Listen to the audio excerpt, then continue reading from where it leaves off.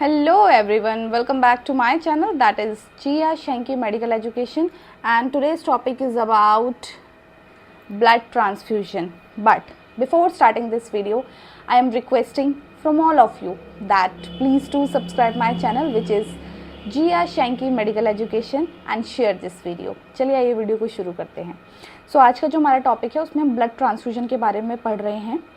Blood transfusion एक ऐसा process होता है जिसमें ब्लड एक पर्सन से लिया जाता है जिसको हम बोलते हैं डोनर.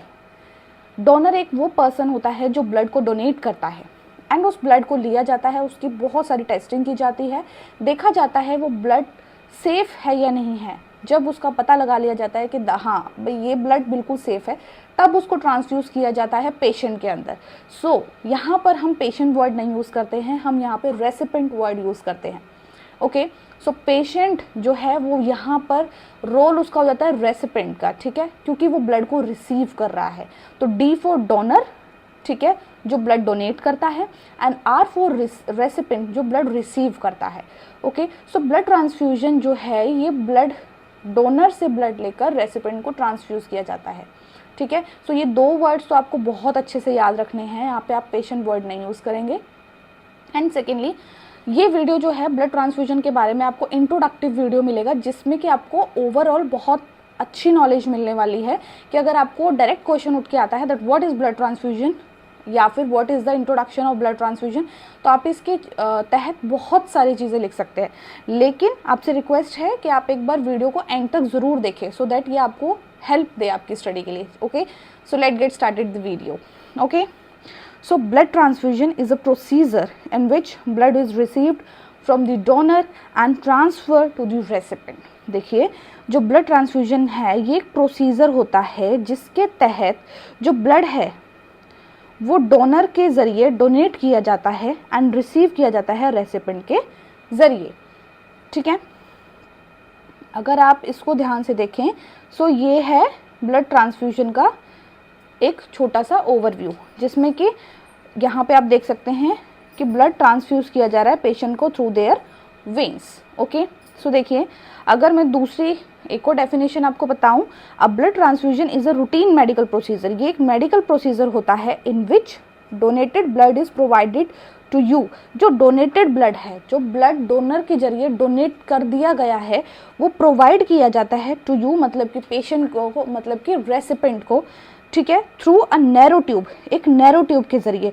अगर आप देखेंगे ये जो ट्यूब है ये एक नैरो ट्यूब है ये जो जा रही है. ठीक है, थ्रू ए नैरो ट्यूब, ठीक है, with in a when in your arms. ठीक है, ये ट्यूब जो है वो वेन तक कनेक्टेड है. ठीक है, this potentially life saving procedure, ये जो प्रोसीजर है वो लाइफ को सेव करने के लिए किया जाता है. Can help replace blood loss. कब किया जाता है? जब ब्लड लॉस होता है उसको मेंटेन करने के लिए, एंड सर्जरी या इंजरी के दौरान भी जब ब्लड लॉस होता है उसको मेंटेन करने के लिए ब्लड ट्रांसफ्यूजन प्रोसीजर किया जाता है. आई होप ये आपको समझ आ गया होगा. ठीक है, स्क्रीनशॉट साथ के साथ लेना सो दैट आप लोग अपने नोट्स प्रिपेयर कर लें. Then sometimes whole blood is transferred and sometimes blood components are transferred. देखिए, कभी कभी ऐसा होता है कि पूरा ब्लड, होल ब्लड ट्रांसफ्यूज किया जाता है, एंड काफ़ी बार ऐसा होता है कि ब्लड के कंपोनेंट्स को ही ट्रांसफ़र किया जाता है. ब्लड के कंपोनेंट्स क्या क्या हो गए? रेड ब्लड सेल हो गया, वाइट ब्लड सेल हो गया, प्लाज्मा हो गया, क्लोटिंग फैक्टर्स हो गए, प्लेटलेट्स हो गए, क्रायोप्रेसिपिटेट हो गया. ये सारे ब्लड के कंपोनेंट्स हैं. काफ़ी बार तो ये कंपोनेंट्स भी हम सेपरेटली ट्रांसफ्यूज़ कर सकते हैं एंड काफ़ी बार ब्लड, होल ब्लड ट्रांसफ्यूज़ किया जाता है. तो इसके लिए ना रिस्पेक्टिव कंडीशंस होती हैं कि किस पेशेंट को होल ब्लड चाहिए, किस पेशेंट का काम सिर्फ और सिर्फ प्लेटलेट से चल जाएगा. जैसे डेंगू का पेशेंट होता है तो उसको होल ब्लड की कोई रिक्वायरमेंट नहीं होती, उसके अंदर प्लेटलेट्स डाउन जाते हैं तो हम उसको प्लेटलेट ट्रांसफ्यूज़ कर देंगे. ठीक है, इस तरीके से. Now there are some indications for the blood transfusion, मतलब कि ऐसे कुछ आपको एग्जाम्पल्स बताए जाएंगे यहाँ पर जिसके तहत आपको पता लगता है कि इन कंडीशन में तो ब्लड ट्रांसफ्यूज करना पड़ता है. जैसे कि अनीमिया. अनीमिया एक ऐसा केस होता है, एक अनीमिया फैक्टर है जिसमें हमारी बॉडी के अंदर ब्लड जो है, हीमोग्लोबिन जो है वो बहुत डाउन चला जाता है, 6 ग्राम से नीचे चला जाता है. 7 to 6, तो वो एनीमिक कंडीशन मानी जाती है, तो उस दौरान ब्लड को ट्रांसफ्यूज करना पड़ता है। Then there is a major surgical operation, कोई मेजर सर्जरी हो रही है, तो मेजर सर्जरी बहुत प्रोलॉन्ग टाइम तक चलती है एंड उस टाइम ब्लड बहुत ज़्यादा लॉस होता है बॉडी से, उसके लिए जो ब्लड ट्रांसफ्यूज कर रहे हैं हम। Then accidents resulting in considerable blood loss, ऐसा कोई एक्सीडेंट होगा जो बहुत सीवियर हुआ, मेजर एक्सीडेंट, और उसमें ब्लड लॉस बहुत ज़्यादा हो गया, तो ब्लड ट्रांसफ्यूज करना पड़ेगा। कैंसर पेशेंट्स में थेरेपी के लिए करना पड़ता है।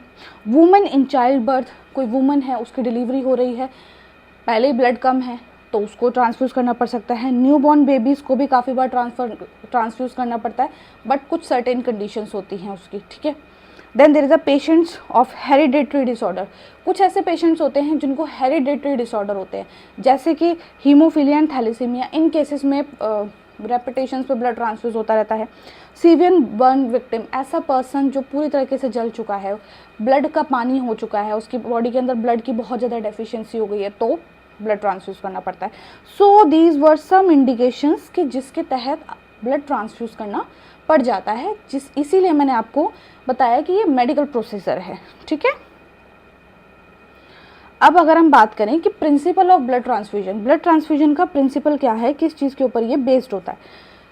एक ही प्रिंसिपल है इसका कि blood transfusion must be harmless, जो ब्लड ट्रांसफ्यूजन है वो हार्मलेस होना चाहिए, उससे किसी भी तरीके का नुकसान नहीं होना चाहिए, ना तो डोनर को ना ही रेसिपेंट को, तभी ब्लड ट्रांसफ्यूजन को सेफ माना जाता है।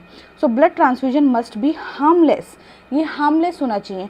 किसके लिए होना चाहिए? डोनर के लिए एज वेल एज रेसिपेंट के लिए। डोनर और रेसिपेंट दोनों के लिए ही ब्लड ट्रांसफ्यूजन हार्मलेस होना चाहिए। डोनर जो ब्लड डोनेट करेगा, ठीक है, रेसिपेंट जो ब्लड रिसीव करेगा। ओके, ये याद करते चलना।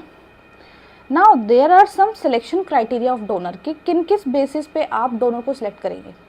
हार्मलेस ब्लड का मतलब क्या है? देखिए, हार्मलेस ब्लड वो ब्लड है जिससे ना तो डोनर को कोई प्रॉब्लम आए ना ही रेसिपेंट को।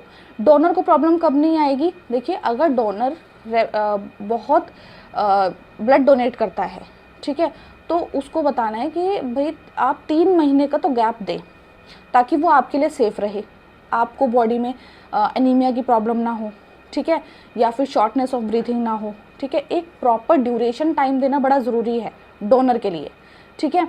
और अगर वो ब्लड बहुत फ्रीक्वेंट टाइम में डोनेट करता जा रहा है बिना किसी अच्छे टाइम पीरियड को बीच में लैप रखते हुए, तो वो जो ब्लड है ना तो वो उसके लिए डोनेट करने वाले के लिए अच्छा है, और रेसिपेंट को तो वैसे ही हेल्दी सब्सटेंस नहीं मिल रहा है, ठीक है, तो दोनों के लिए हार्मलेस है। तो उसके लिए कुछ पैरामीटर सेट किए गए हैं, जिनमें से है सिलेक्शन क्राइटेरिया ऑफ डोनर, कि आपको डोनर को सिलेक्ट कैसे करना है कि ये पर्सन ब्लड डोनेट कर सकता है या नहीं कर सकता है। जैसे कि age should be above 18 years, जो एज है डोनर की वो 18 साल से ऊपर होनी चाहिए और 60 साल से कम होनी चाहिए, 60 साल से ऊपर नहीं होनी चाहिए। Weight should be above 45 kg, जो वेट है वो कितना होना चाहिए? 45 kg से ऊपर होना चाहिए। हीमोग्लोबिन भी 12.5 ग्राम से ऊपर होना चाहिए। लास्ट ब्लड डोनेशन, जो लास्ट ब्लड डोनेशन किया है और अब ब्लड डोनेट कर रहे हैं, उन दोनों के बीच का जो गैप होता है वो 17 वीक्स का तो होना चाहिए। अब यहाँ पे कुछ चीज़ें बताई हैं कि अगर ये फैक्टर्स मिलते हैं तो हम डोनर को रिजेक्ट करते हैं कि आप ब्लड डोनेट नहीं कर सकते हैं। Rejection of donor, if donor has any history of viral hepatitis और एड्स, डोनर है उसकी कोई हिस्ट्री है जिसमें ये पता लग रहा है कि उसको वायरल हेपेटाइटिस या एड्स की प्रॉब्लम है, तो उसको हम बोलते हैं कि आप ब्लड डोनेट नहीं कर सकते, आप कभी भी ब्लड डोनेट नहीं करेंगे, ठीक है। ट्रांसफ्यूज करने के लिए आप ब्लड डोनेट नहीं कर सकते, क्योंकि ये जो कंडीशंस है वायरल हेपेटाइटिस, एड्स, ये डोनर से निकलकर डोनर के ब्लड के साथ में रेसिपेंट को ट्रांसफ्यूज हो जाएंगी एंड वो पर्सन भी वायरल इन्फेक्शन से कैच हो जाएगा, ठीक है, तो वो इम्यूनो कॉम्प्रोमाइज़ हो जाएगा, ठीक है। सो इस केस में हम परमानेंट डेफरल करते हैं किसी भी डोनर को। परमानेंट डेफरल का मतलब क्या होता है? आपने उसको परमानेंटली बोल दिया कि आप ब्लड डोनेट नहीं करेंगे। उसके बाद if donor has history of malaria, अगर डोनर है उसने लास्ट 3 मंथ्स में उसको मलेरिया की हिस्ट्री है, तो भी वो ब्लड डोनेट नहीं कर सकते। लेकिन यहाँ पर हम परमानेंट डेफरल नहीं करते, हम ये नहीं बोलते कि आप कभी भी ब्लड डोनेट नहीं करोगे, एक टाइम पीरियड होता है, ठीक है। अगर if donor was alcohol drinking in a day, ठीक है, अगर मान लो उसी दिन डोनर ने अल्कोहल कंजप्शन किया या एक दिन पहले भी शाम को रात को किया था, तो भी आप उसको मना कर दें कि आप ब्लड डोनेट ना करें। और भी कुछ चीज़ें होती है, जैसे कि आपने लोकल सर्जरी करवाई है अपने टूथ की, ठीक है, तो नहीं आप कर सकते क्योंकि लोकल एनेस्थीसिया इंड्यूस्ड होता है, तो आप ब्लड डोनेट नहीं कर सकते हैं, ठीक है। सुबह मील ली है या नहीं ली है उसके बारे में जानकारी लेनी पड़ती है।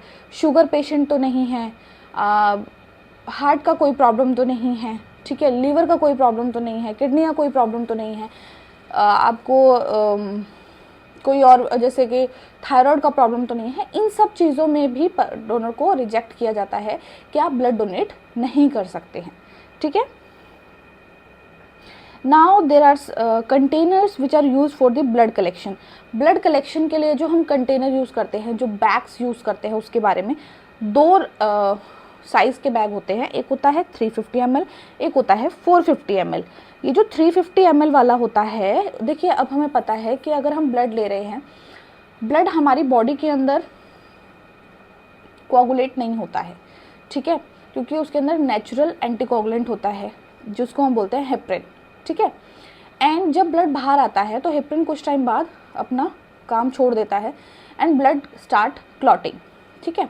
तो ब्लड क्लॉट ना करे तो उसके लिए हम आर्टिफिशियल एंटीकोगुलेंट्स को पहले से ही बैग में रखते हैं, सो दैट जैसे ही ब्लड हम डोनेट, जो ब्लड है कलेक्शन के दौरान ही वो ब्लड उसमें मिक्स होता जाए एंड ब्लड के क्लॉट्स ना बने, ठीक है।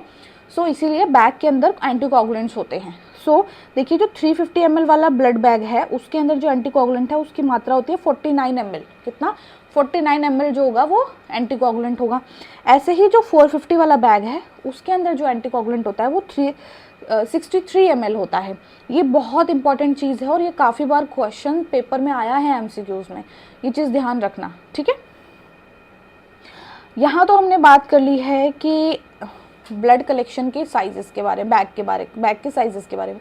अब हम देखते हैं कि उसके अंदर जो एंटीकोगुलेंट होता है वो किस टाइप का होता है। देखिए 3 टाइप के एंटीकोगुलेंट्स यूज़ किए जाते हैं, सीपीडी, एसीडी, सीपीडीए, ठीक है।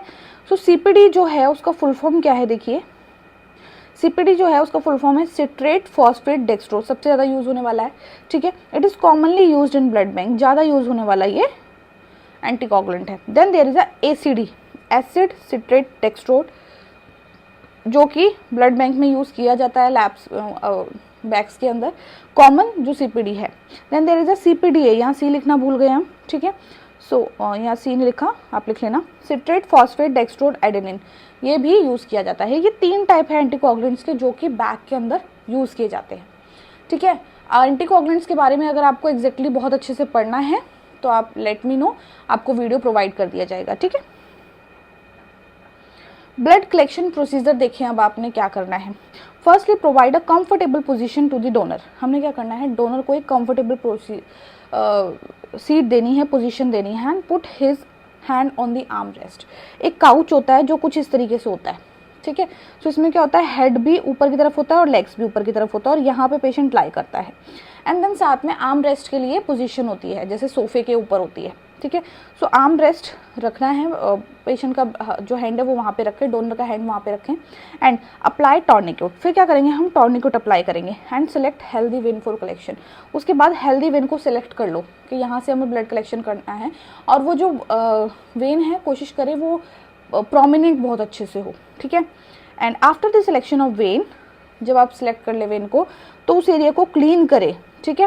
Clean the area bye separate या फिर alcohol. After this insert needle into the donor when. जब आप क्लीन कर ले उसके बाद जो निडल है उसको इंसर्ट करना है डोनर की वेन में, ठीक है। During the collection mix well blood with anticoagulants. So क्या है, जब कलेक्शन होना शुरू होता है ब्लड का तो वो बैग जो होता है, कंटेनर जो होता है ब्लड कलेक्शन के लिए, उसमें ब्लड आना शुरू हो जाता है। अब क्या है, उस बैग के अंदर क्या है, एंटीकोगुलेंट है। अब ये जो एंटीकोगुलेंट है हमने क्या करना है, इसके साथ में ब्लड को मिक्स करना है। क्या करेंगे, ब्लड को मिक्स करेंगे, है ना। तो ब्लड को मिक्स करने के लिए हमें उसे बार बार रोटेट करना पड़ेगा। तो पहले तो हाथ से ही करते थे, लेकिन अभी मशीन्स आ चुकी हैं, ठीक है। सो उसको अच्छे से मिक्स करें, ठीक है। मिक्स करने के बाद उसका वेट कर लिया जाता है, ठीक है, वेइंग मशीन पे कि ये ब्लड प्रॉपर कलेक्ट हुआ है या नहीं हुआ। एंड उसके बाद क्या करना है, आप निडल को बाहर निकाल लें। निडल को बाहर निकालने के बाद बैंडेज को अप्लाई करें, ठीक है। एंड ये तो हो गया ब्लड कलेक्शन का प्रोसीजर, जो कि हाँ एक और चीज़ होती है, पूछ लिया जाता है कि ये जो प्रोसीजर है कितने टाइम का होता है, तो ये 8 मिनट का रहता है, ठीक है। ब्लड धीरे धीरे भी नहीं आना चाहिए ब्लड बैग के अंदर, ना ही बहुत तेज़ी से आना चाहिए। अगर बहुत तेज़ी से आएगा, ठीक है, ब्लड बैग के अंदर, तो there will be a chances कि जो ब्लड के सेल्स हैं वो रप्चर होंगे, हीमोलाइज होंगे, ठीक है। और अगर धीरे धीरे आ रहा है तो इसका मतलब ये है कि प्रिक आपने अच्छे से नहीं किया है, जिसकी वजह से ब्लड बहुत धीरे धीरे ब्लड बैग के अंदर आ रहा है। And there will be the chances कि बहुत माइन्यूट से क्लॉट्स जनरेट हो सकते हैं।